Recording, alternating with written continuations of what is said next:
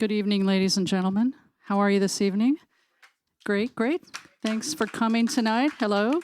I'm Emily Bierman. I'm one of the co-chairs of Spotlight Charlie Parker this year, so thanks for coming out to this event that's part of our schedule. We do have a few more things coming up. They're all in this program that you had on your table when you came in tonight, so please take a look at that. We also have a couple cards out there with a QR code that links you to our ever-popular audience survey, so we would love to hear your feedback. Before the end of the evening, before you leave tonight, let us know how we can improve for next year and that you were here. So thanks for doing that. Couple things I wanted to announce that are happening in the community around the Charlie Parker celebration. At the Jazz Museum on August 29th, which is Charlie Parker's birthday. He would have been 105 years old this year. They're having a whole schedule of events, starting with a continental breakfast at 7:30. At 8 a.m., they will have a sax salute out at the statue of Charlie Parker out in the atrium or outside. And then it continues through the day with jazz storytelling and a shuttle that will take you to Charlie Parker's gravesite. And there are $10 tickets available for that. So if you go to the American Jazz Museum's website and take a look at that, they would love to have you join them on August the 29th. Before that comes around, we do have an event through Spotlight Charlie Parker for a celebration concert with the Kansas City Jazz Orchestra featuring Lonnie McFadden as their special guest. That is Saturday evening at the Folly Theater. There are still some tickets available, but they are going really fast this week, so we've been doing a ton of great promotion on KCUR and other places. So we are looking forward to seeing all of you there. So thank you. I'm going to turn it over to our wonderful moderator for this evening, Steve Kraske. Thanks, Emily, and it's great to be here. And I'm sitting here thinking, I'm sitting in the place where so many performers have done their thing over the years. I'm always sitting out there, and now I see why they have really bright lights, because you can't see the audience. It's like there's nobody here, so it calms you down a little bit. You wouldn't know anybody's listening or watching. But we're going to talk tonight about Charlie Parker, and the impact he's had on the music, the impact he's had on our fine panelists here, and how they regard his legacy today going forward. So let me just, without further ado, introduce our panel to you. Ebony Fondren, many of you know her, singer, actress, a band leader. Give Ebony a round of applause. Down at the end, Carolyn Glenn Brewer's an author, her and music educator. Her latest book, Beneath Missouri Skies, Pat Metheny in Kansas City. Carolyn.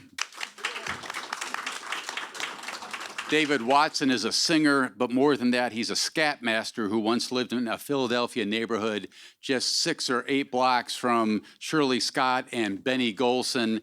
Another fun fact here, he once spent 11 months in Alaska with Vibes master Milt Jackson. David? And what were you doing in Alaska for 11 months with Milt Jackson? Grab that microphone there, yeah. So, the guy that wrote that article did that thing a little wrong. Oh. Yeah, it was Facts. a little wrong. Yeah. I was with a vibraphone player by the name of Herb Gibson, who was a very close friend of Milt Jackson. But not Milt Jackson. But Milt came through, and I got to play with him, and I only got to play a couple songs. But it was a pretty great night because he taught me a little something. I had at that time, drummers would take the head off of their drums and put a pillow inside to get, to like actually mute it a little bit. Right. And Milt came up to me. He was sitting in the audience, and he said, why are you insulting our music? This is not rock and roll. Oh. This is jazz. Mm-hmm. And you need to put a shirt and tie on, and you need to put the head back on your drum. And he didn't say it to me like that. There was a few choice words in it.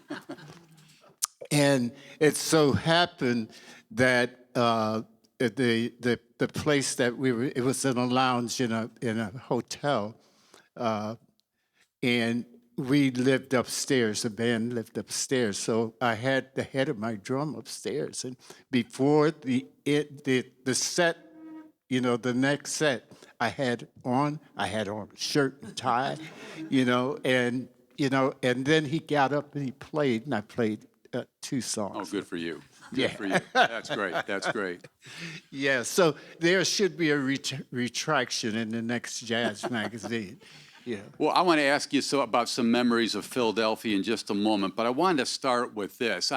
Yesterday on the radio show I do on KCUR, I had Lonnie McFadden on, and we were talking, one of Lonnie's big comments about Charlie Parker is that Charlie is our Mozart. That's the impact he had on the music.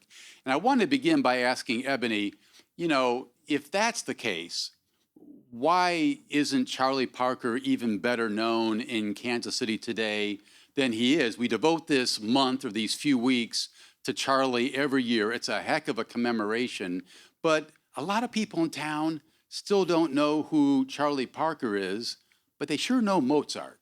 So help me with that. Why? Why that discrepancy? Well, Mozart's taught in schools, and Charlie Parker isn't. Okay. When you in its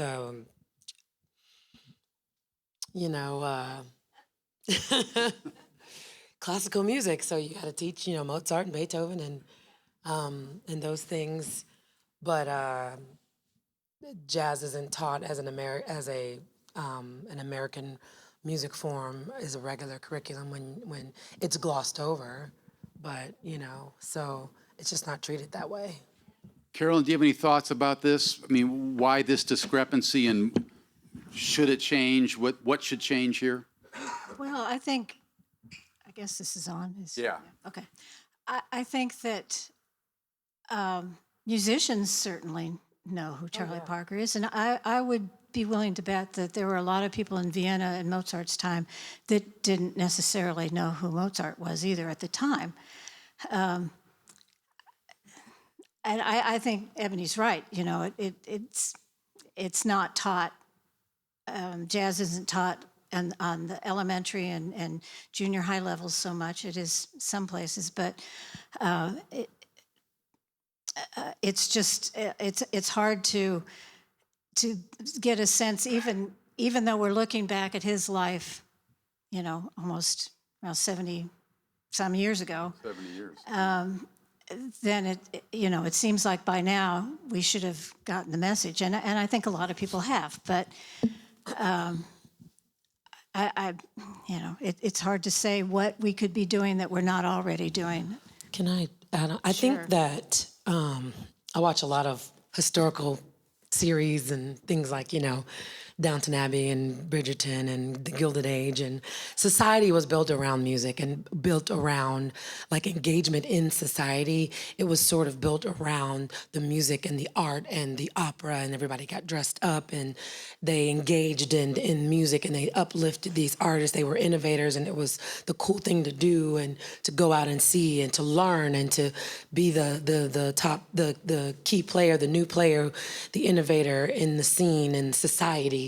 Right. And I think we've just, as time has gone by, society has gotten way away from honoring and respecting and the art form of creating and being brilliant mind with the compositions and the style, and it's gotten more towards the flash and the numbers and the vocal abilities and the shredding of, which is very much an art form, but I just think the way that it's approached in society and how far away from that we've gotten, that the importance of the brilliance of Charlie Parker has gotten lost. And so we're commemorating flashiness today as opposed to it's legacy. It's about the fun and about the folks that you can get in a club, and right.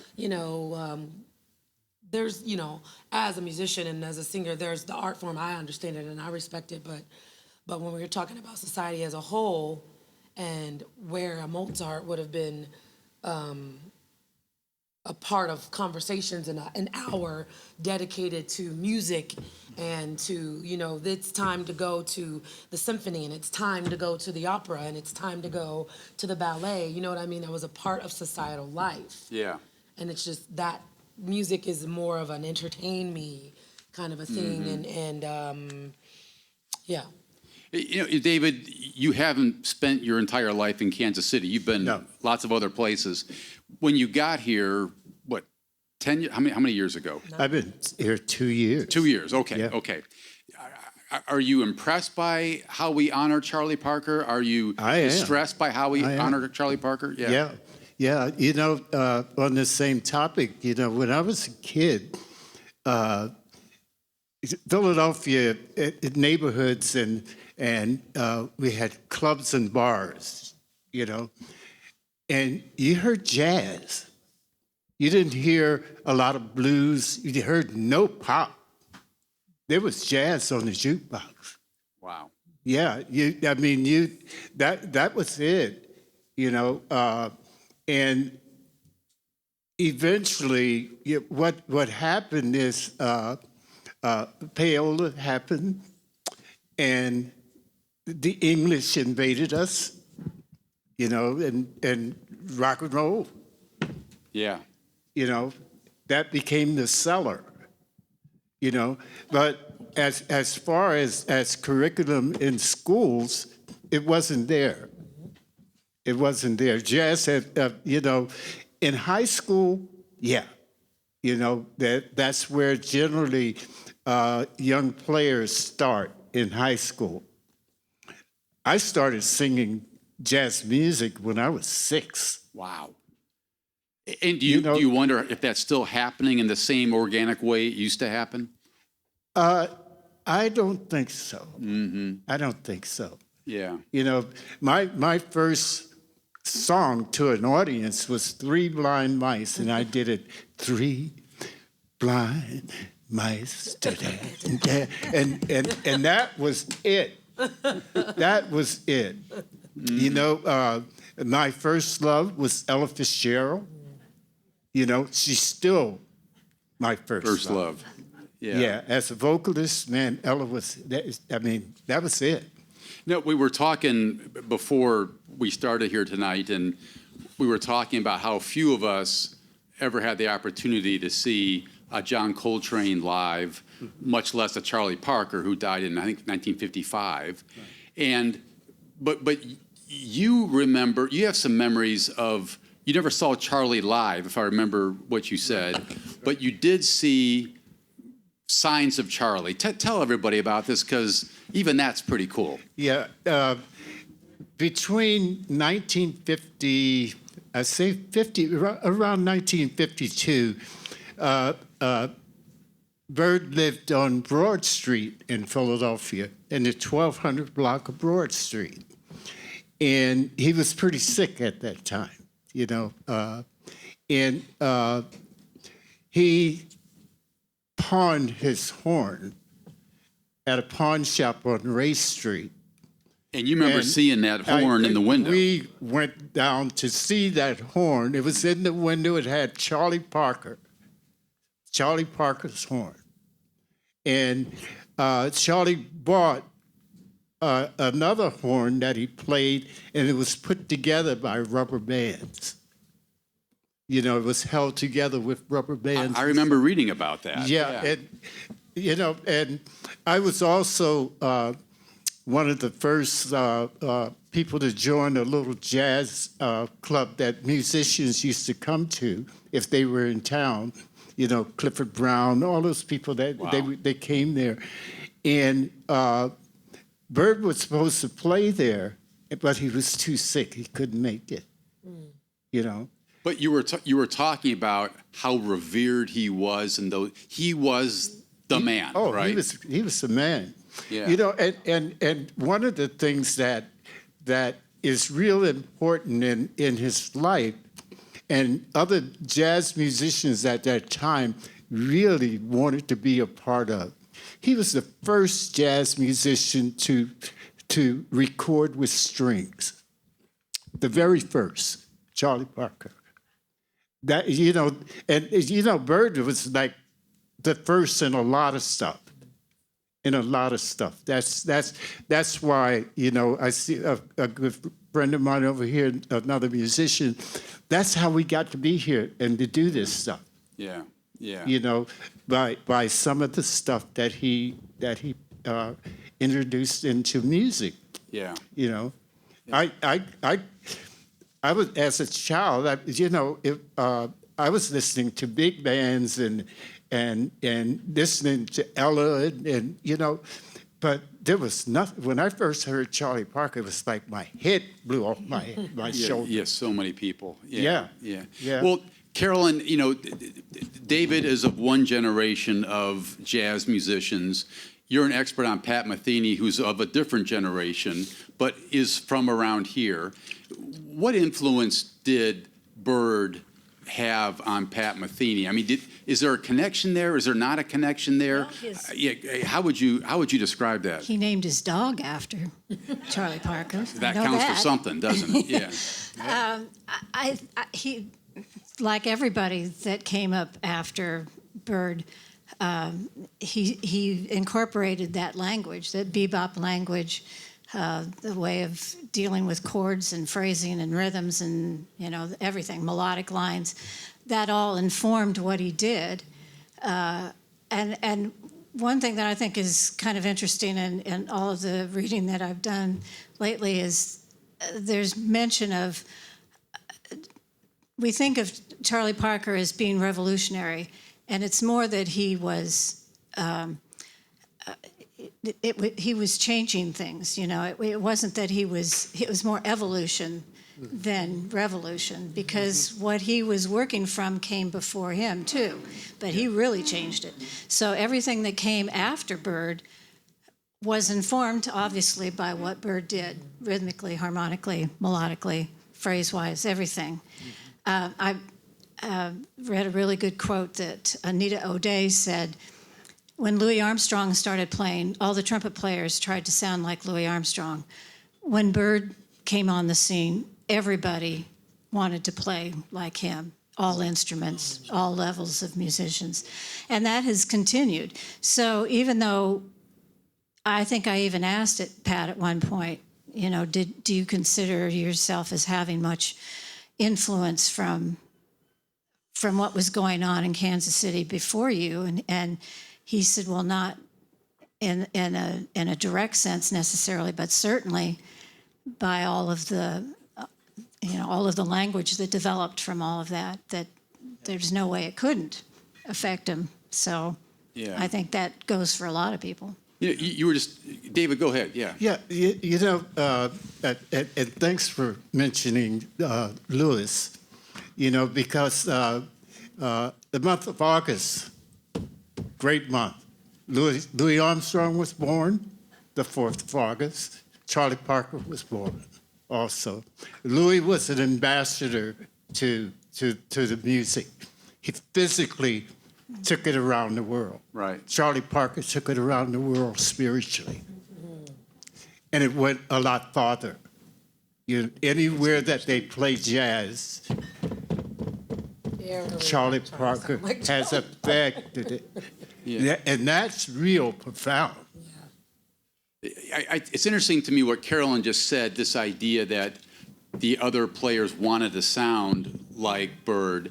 And I'm wondering, Ebony, it's one thing to say they wanted to sound like Bird, but the level of virtuosity, the level of technical prowess needed to sound like Bird was another level. Can you begin to describe how challenging his music would be for, any player coming along to try to match that level, and just what would any player be up against who wants to play like Bird? I think it's just that unsaid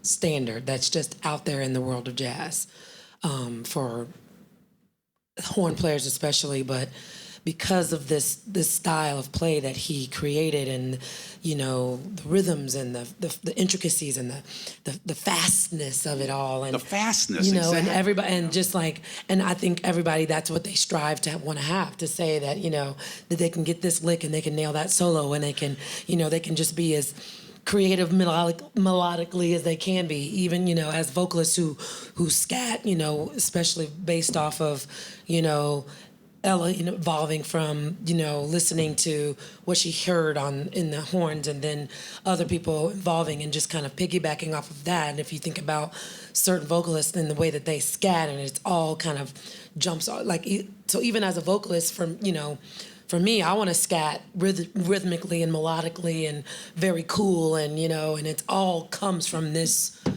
base of here. So I don't know if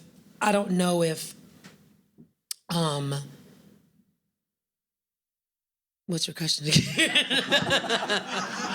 Never mind. No. Yeah. Just how difficult It's his music difficult, is. and I think like I said, I think it's just this thing that lives out there in the world of jazz, that if you say you want to be a horn player, 9 times out of 10 you've listened to Charlie Parker, and you've got favorite songs, Anthropologic, or all of those things, and you want to be able to play that way. Yeah. I just think that's just an unsaid, unwritten thing. I've been to a bazillion trillion jam sessions around the world, and there's going to be a handful of horn players that are, when it's solo time, watch out.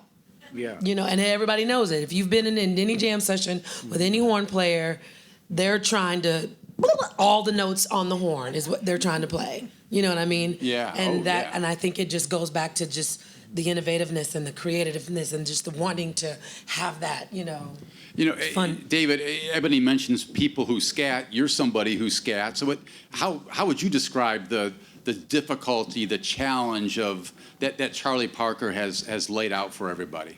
Yeah, it's as a singer,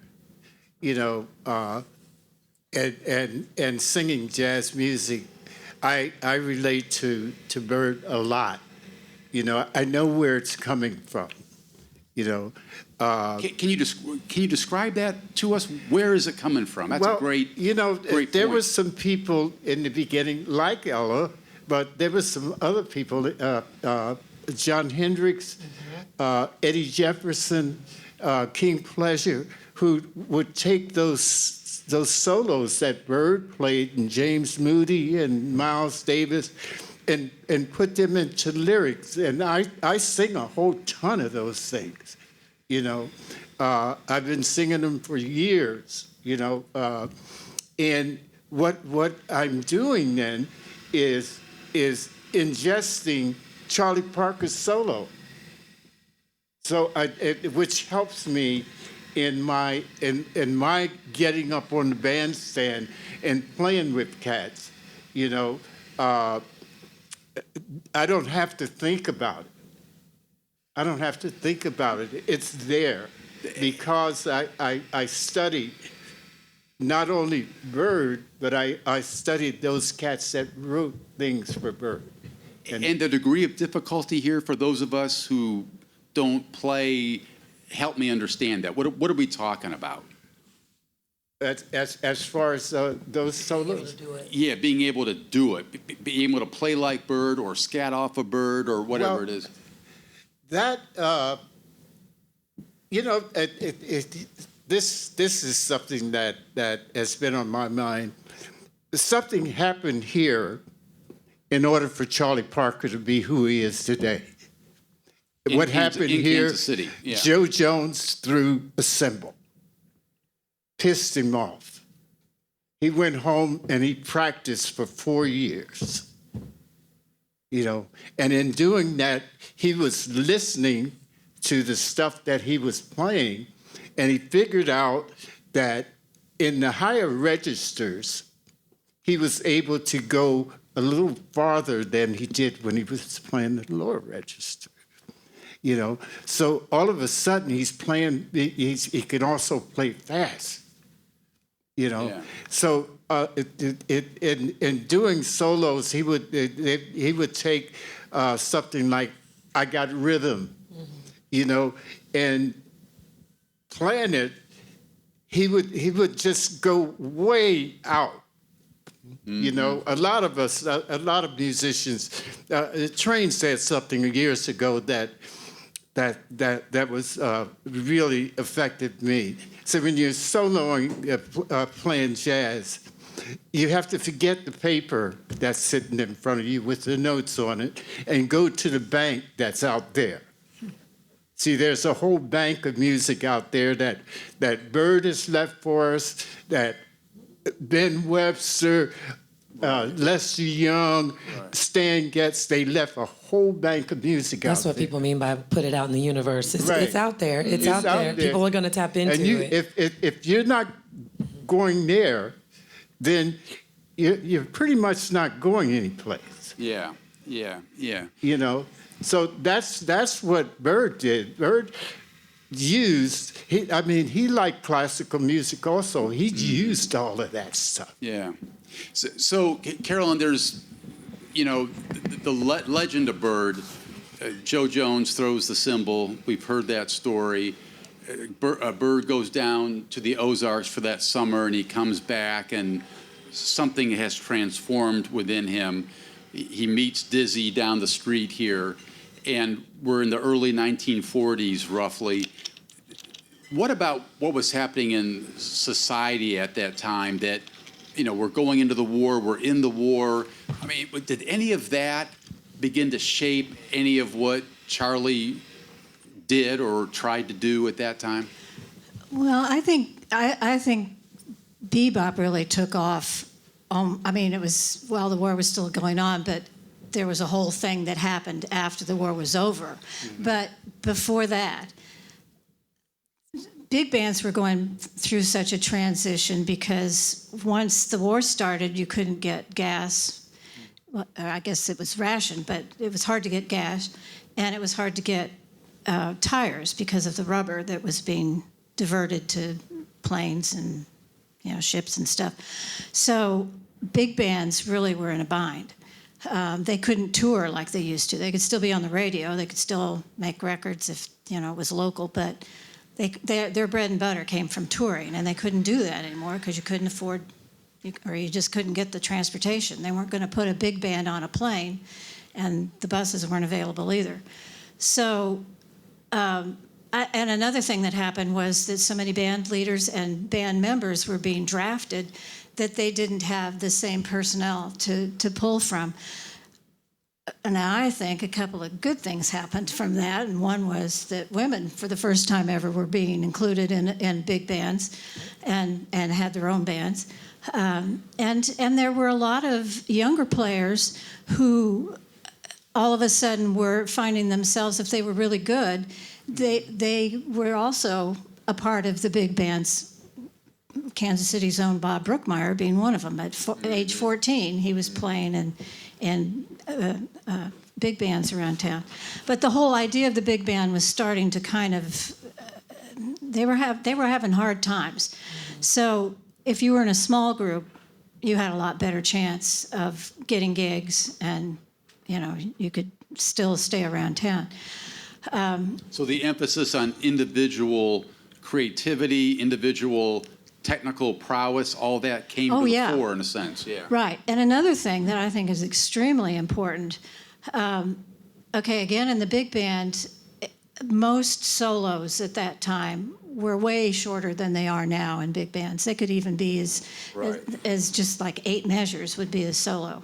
They never had times where they could really stretch out for as long as they'd want to. And frankly, in big bands, you don't get to do that like you do in a small group anyway. So the whole idea of the after-hours jam session came to being. Mm-hmm. So guys would play, you know, and Count Basie was one of the main people that did this. They'd play their dance gig because, remember, swing you absorb through your feet. You know, you were dancing to swing. But those guys that wanted to explore the idea of improvisation more, I mean, some people just wanted to play the parts. They weren't too worried about improv. But the ones who were really intrigued with the idea of creating it on the spot and using this very complicated system of chord changes and all of that, the people who really wanted to explore that went to the jam sessions afterwards. And the Reno Club was where most of them, well, not most of them, but a lot of them were, and that's where Count Basie went all the time. That's where Right. Joe Jones was with the cymbal, and when Parker was there. But those jam sessions were little laboratories. First of all, they were giving people the opportunity to explore and to try out new ideas, but they were also kind of I don't want to be crass, but Oh, go ahead. they were kind of pissing contests. Oh, absolutely. You know, that all these young guys were coming along being able to play and very anxious to play, and in an environment where a lot of the older guys or the draft age people were being pulled out of the system. So they really wanted a chance to show what they could do, knowing that they had to put the hours in at home before they dared do that. But, you know, there was a lot of inventiveness going on just on the spot. You think you can play high and fast and loud? Well, listen to this. You know, that kind of thing. And that maybe wasn't the main reason for bebop being developed, or, you know, Parker getting his, well, that was where he got his start. That's where he was first playing in front of an audience. But it certainly added to the groundwork of it all. You know, Ebony, I was asking about this idea of the technical challenge of playing like Parker, but the other side of it is, it seems to me he injected this whole big dose of freedom and creativity into the music by doing what he did. To what extent did he free up musicians to go beyond and go into the next realm by showing us what he could do at that time? I think it was a shift in mindset for people when A big shift, you know right? what I mean? And so hearing it for the first time, and you go, oh, huh. And then you go home and you shed yourself, you know, whether you're alone and let me go try that out. That sounded really cool. Oh, there's a jam session. Let's go to that and try it out there, you know? And I think that's what it did. It got people thinking and creative outside of the box of the scale, you know?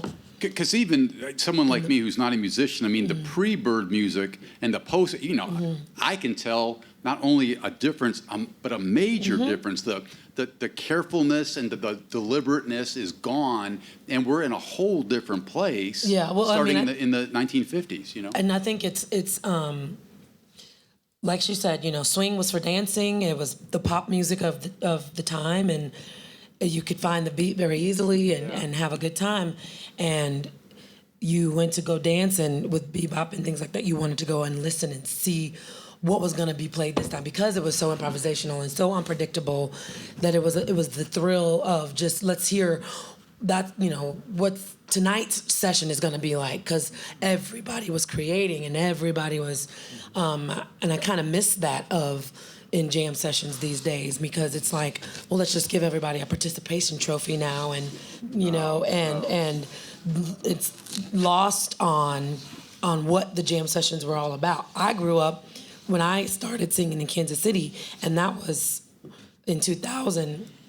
And I was afraid to go to a jam session because it was still kind of like that. And even on this stage, I didn't dare step on this stage and not know what I was doing. And scat, forget about it, you know, because I had people that I was looking up to, and I was seeing them doing it, the Angela Hagenbachs and the Lisa Henrys, and you know, and I was just like, I'm not doing that. But Everett made me, you know, Everett DeVan was my mentor, and I think that some of that is lost in the creativity of, no, I'll take that back. But I think that's what it was, and that's what catapulted it to that next level, is because this sort of part in people's brains that opened up, right, and they were hearing all of these different ways that this once, you know, music playing different melodies over, you know, Ha Ha the Moon, or over I Got Rhythm, and all of these different melodies that were now being created over these standards, and people never thought of it in that way, so it gave this freedom to just go and create. Yeah. Yeah. David, talk about this freedom that came along with Charlie Parker. What would you add to that?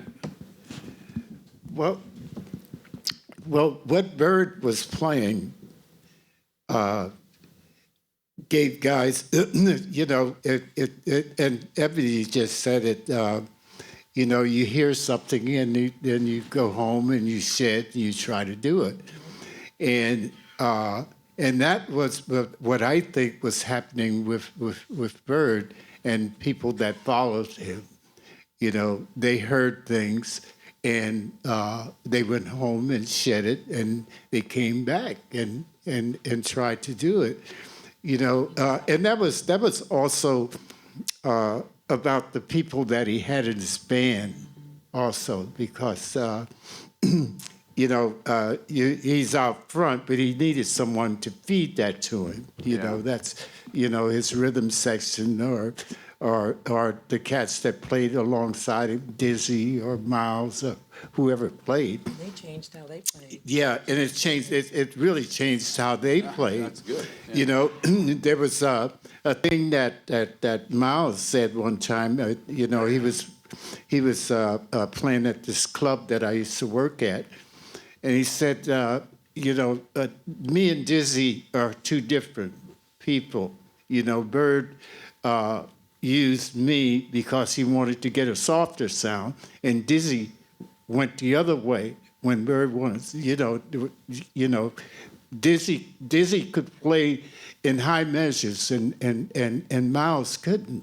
I mean, for Miles Davis to go the other way, that took its own brand of courage at that time, didn't it? Because the trend was not going Miles' way, it was going a different way. You know, Kind of Blue, So What, probably one of the main tunes on there. That came from Charlie Mingus. You know, that came from Mingus. It was Mingus's practice tune. Boom, doo doo doo. No, it's that. Yeah. Yeah, he was practicing that. He was practicing that. So if you want to hear it again from Charlie Mingus, you better get it in your soul. Yeah. Same thing, you know. You know, Carolyn, not to take this too far, but do you hear the influence of Charlie Parker in other genres of music today? Oh, yeah. I mean, talk to us a little bit about that. What have you noticed? Well, I mean, my background playing-wise is all classical, so I love it when there's crossover between jazz and classical.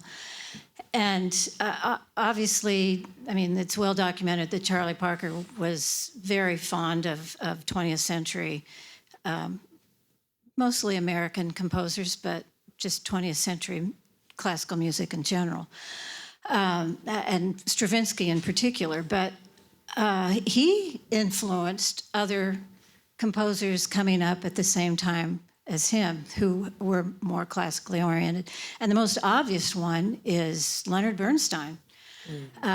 Early on, Wow. Bernstein... I didn't expect that. Oh, really? Yeah. In 1949, Bernstein wrote a piece called Prelude, Fugue, and Riff. And he wrote it for... This is Leonard Bernstein, wrote it for a jazz band with big band instrumentation and a clarinet solo, and it was written for Woody Herman. And so, you know, when everybody first heard it, it was Woody Herman, and then Benny Goodman immediately stole it and recorded it. But that and Stravinsky's Ebony Concerto came in 1945, so a little bit before that. But he... Ebony Concerto was written by Stravinsky, and that was also for Woody Herman's band. So that really got the attention of a lot of jazz players that hadn't really paid much attention to contemporary orchestral music, which was in that case for a big band. But when you think about Leonard Bernstein and bebop, he did meet Charlie Parker at one point. I haven't been able to pinpoint exactly where, but, you know, that's... Bernstein met Charlie somewhere. Right. Yeah. I mean, they were both living in New York at the same time and probably at a concert or something. But anyway, besides that Prelude, Fugue, and Riff, just think about West Side Story. I mean, we all know the tunes to West Side Story. The tune "Cool" is, if that's not a bebop lick, I don't know what is. You know, I'm not the singer in the group, but you know, I mean, not the cool melody, but you know, the break parts. You know, I mean, that is classic bebop. So he definitely, Charlie Parker definitely influenced Leonard Bernstein, but also Gunther Schuller, who developed a whole thing called third stream, which is a combination of jazz and classical music.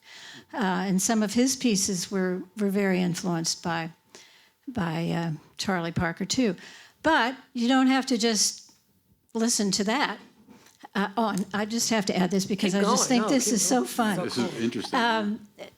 Charlie Parker also really, really liked Paul Hindemith. His music, he was German, but he was teaching, I think it was at Yale at the time. So, you know, he had contact with Paul Hindemith too. And Bird loved parts of Hindemith's stuff so much that when he had his own band, and this is about 1949, 1950, when he wanted to get the band to come back on the stage after their break, he didn't just go, "Hey guys, come on, let's get back." He would play the first two measures to Hindemith's Klein Kammer music, which means little chamber music, which was a bebop lick.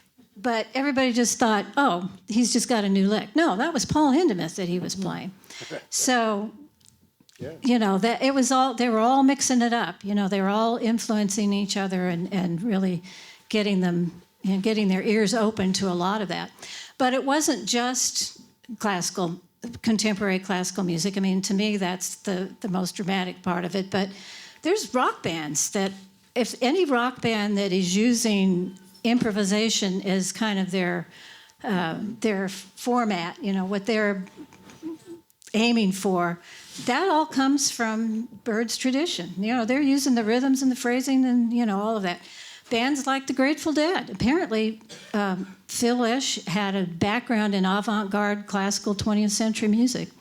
But besides the Grateful Dead, also Frank Zappa. I mean, you know, he was a bebopper from way back. And bands like, you know, like Fish. I even heard somebody say that Jimi Hendrix had a bebop background, and because not necessarily that he was using those chords and stuff, but that whole spirit, that whole evolution of taking the chances, taking the opportunities to make it your own and to, you know, evolve it into something else. All of his wild solos and unexpected turns and things could be drawn back to Charlie Parker and bebop. As you're talking, Carolyn, about this, you know, what's not lost on me is that we're talking about a man who died at age 35. Crazy. And how many musicians, famous musicians, we can say that about? He's not the only one, but still, he's gone at age 35. We're talking about this enormous impact on the music. And David, you can't help but wonder, where would he have taken us had he lived 30 more years? I mean, add one more thing sure, on this. I've thought about that a lot, and I think he would have written orchestral works.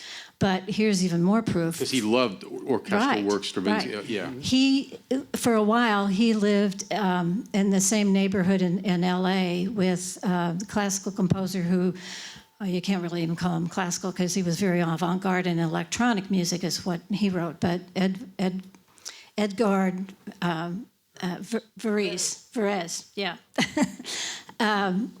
And Charlie Parker went up to him and said, "Would you teach me? Teach me just like you would a new student, you know, just a kid. Teach me about theory. Teach me all this stuff." And Varese said, "Well, I'd be happy to if you would show up, if you would for sure be there."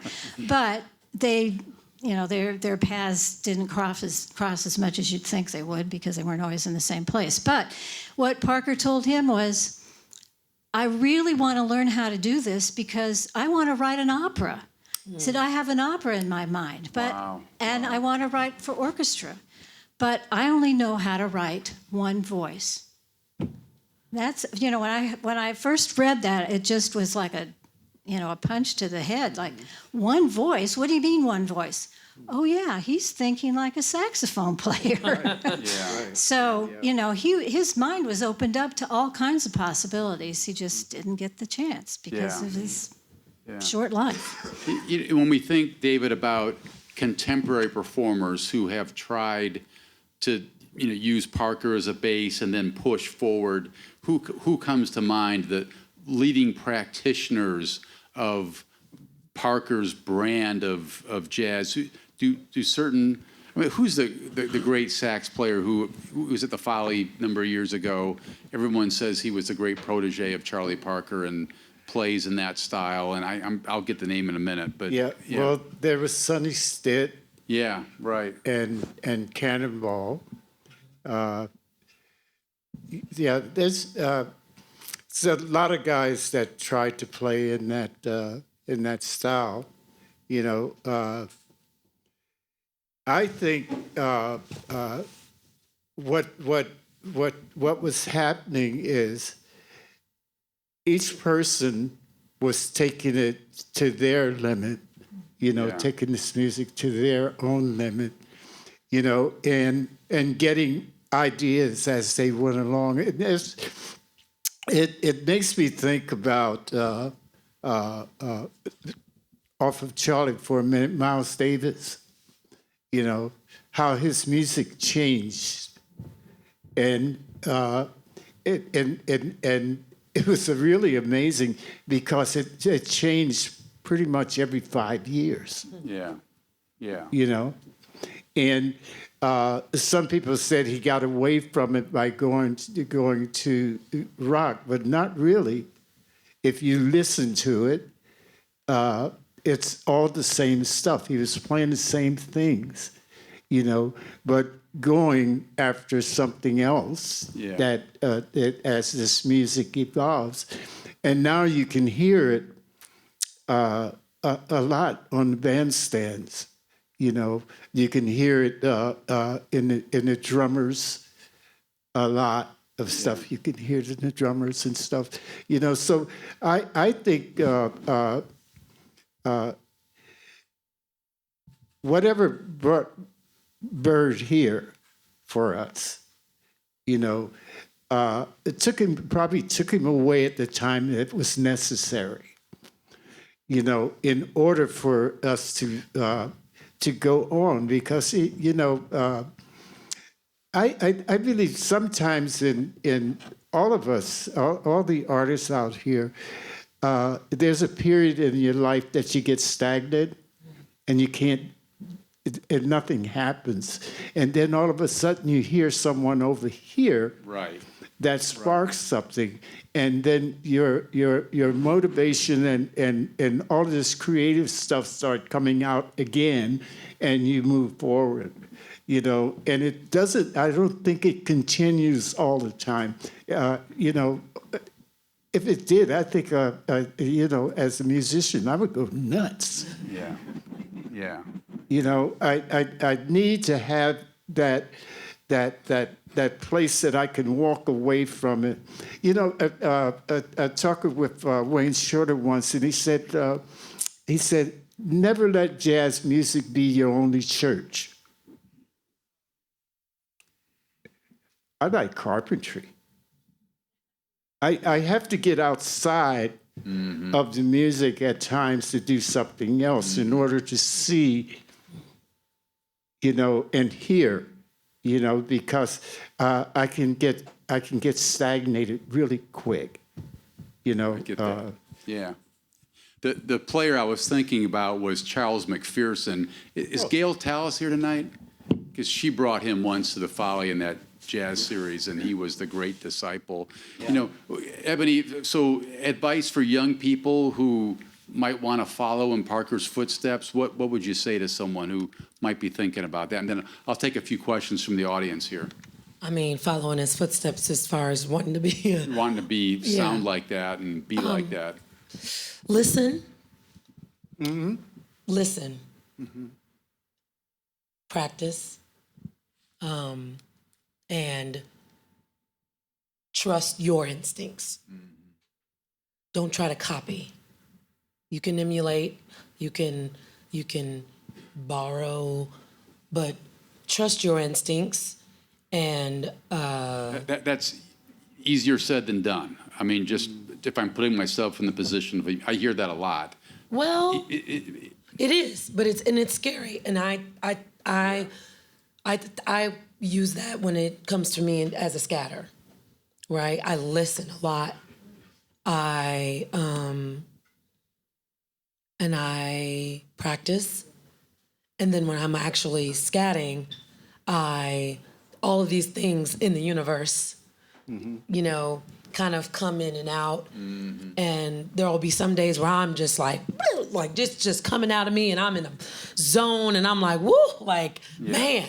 And people are like, that was a great scat solo. I'm like, thanks. I don't even know where that came from, right? That was me trusting my instincts and just kind of letting go and not thinking about what this next note is going to be and trying to sound like this person and trying to not sound like that person. That's what I mean by trust your instincts. It's just sort of you kind of have to like go in the moment and go with the flow and just and then I also think it's important to experience other areas, other scenes.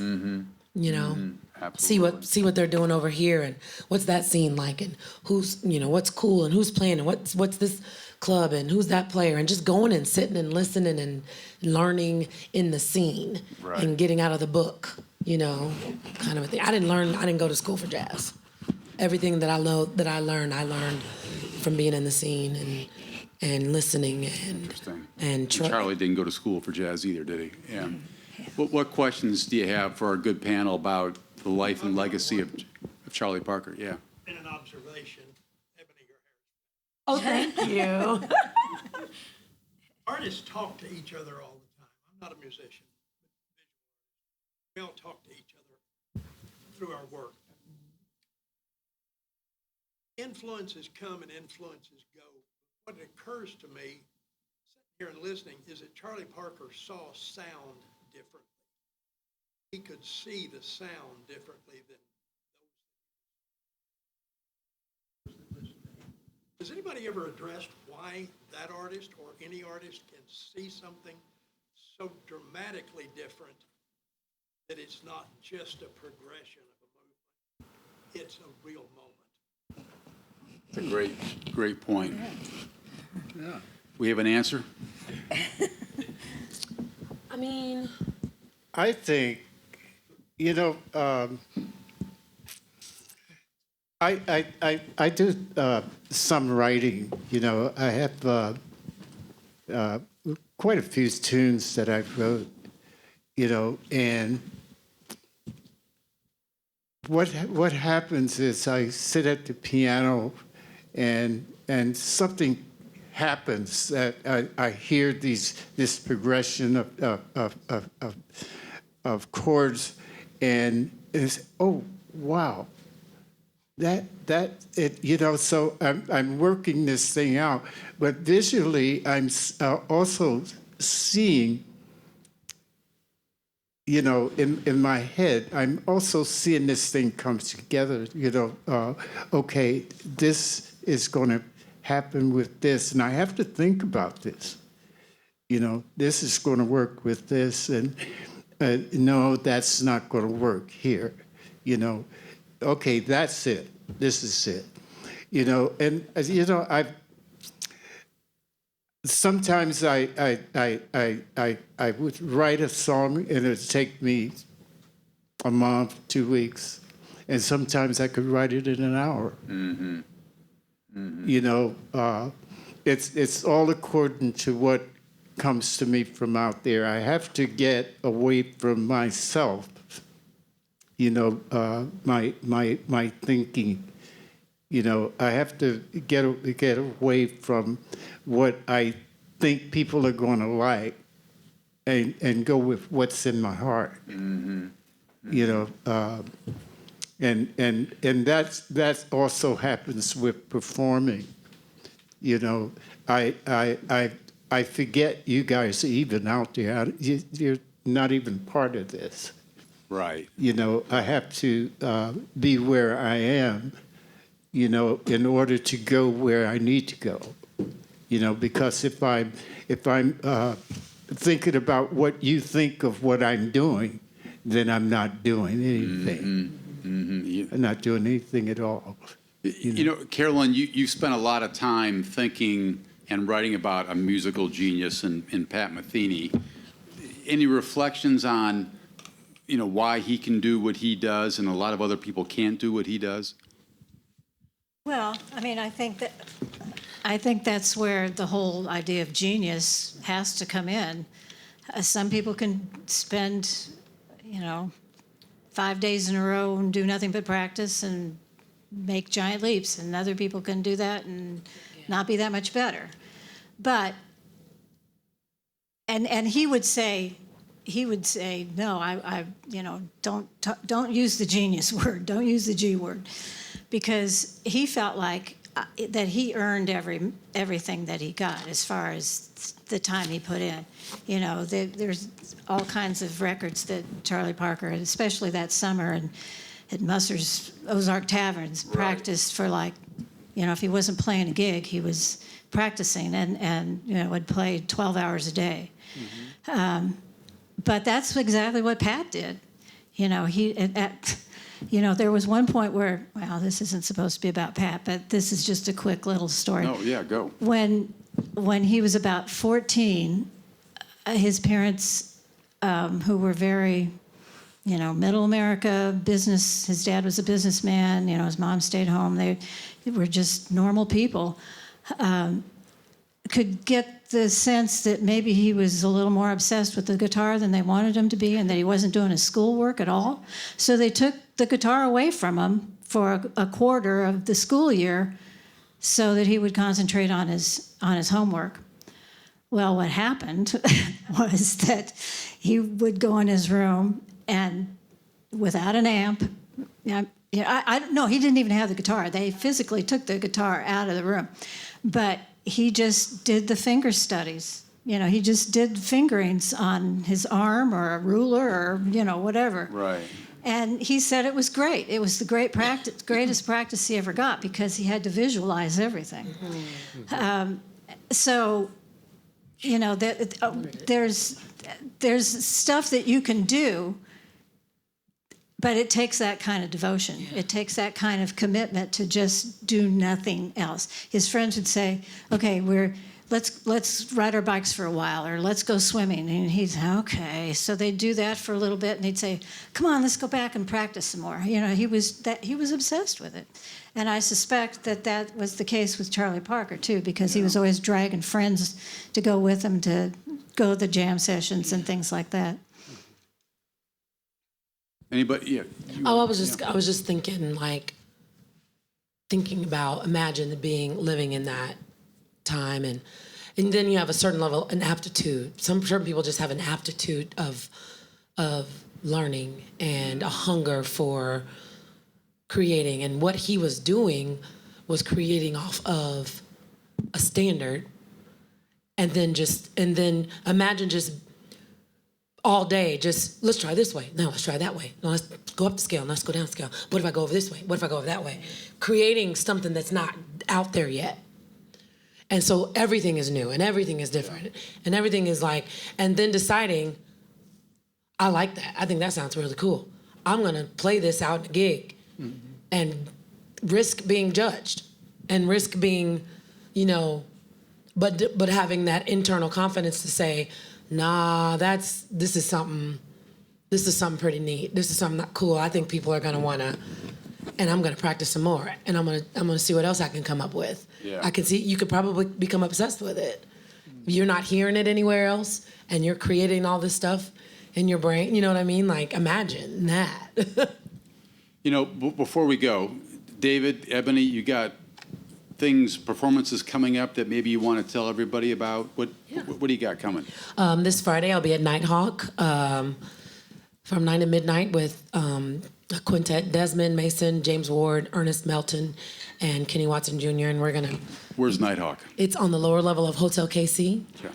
and we're gonna be doing a little jazz and bebopping and soul, and just throwing in some stuff. And I'm gonna try some songs, some lyrics, and of some stuff that I'm in one of those taking a different avenue kind of spots in my sort of vocal journey.